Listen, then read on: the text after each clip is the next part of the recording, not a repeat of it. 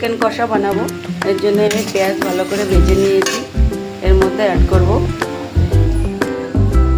আদা, রসুন আর লঙ্কা, জিরে আর ধনে বাটা।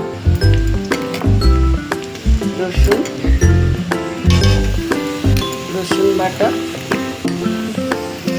আদা বাটা,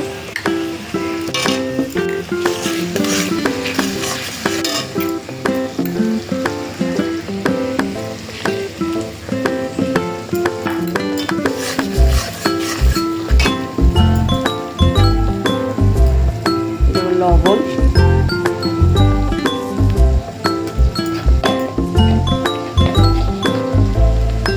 হলুদ।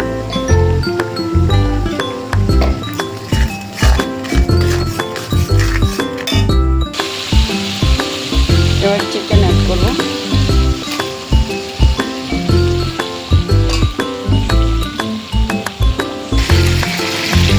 এবার ভালো করে কষিয়ে নেব।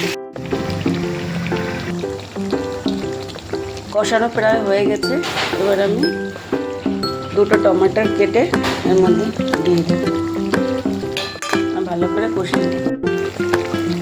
ভালো করে কষানো হয়ে গেছে।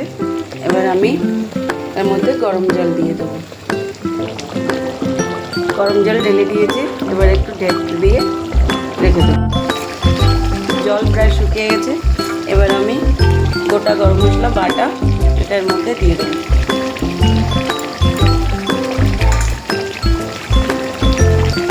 গরম মশলা দেওয়ার কিছুক্ষণ পরে আমি নামিয়ে নেব। চিকেন কষা রেডি হয়ে গেছে।